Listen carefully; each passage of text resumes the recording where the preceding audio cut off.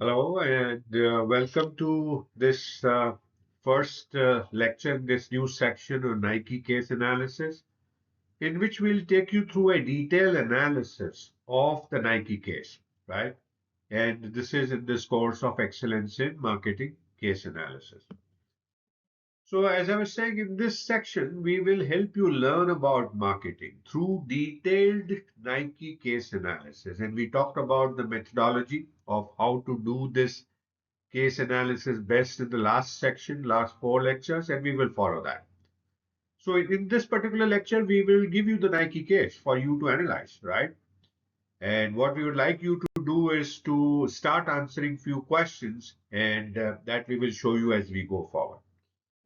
So let's take a look at the Nike case. In fact, we will just show you the Nike case, and you will need to read that.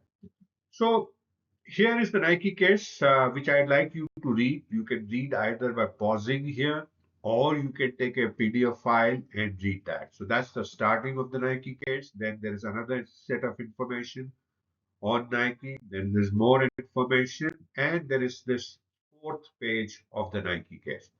So you have this starting 4 pages of information on Nike, right? Now, what we would like you to do is to next is to start answering these questions, and I would like you to take one at a time.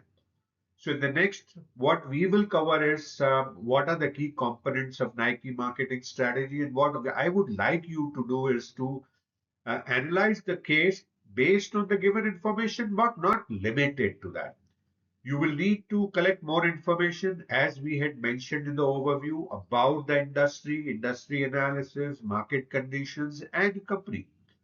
And then figure out what are the key components of Nike's marketing strategy.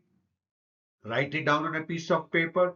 And then once you're ready with that, then only I would suggest you to go to the next lecture and look at what is our view of the key components of Nike marketing strategy and then learn from that, comparing your results, your analysis with our analysis.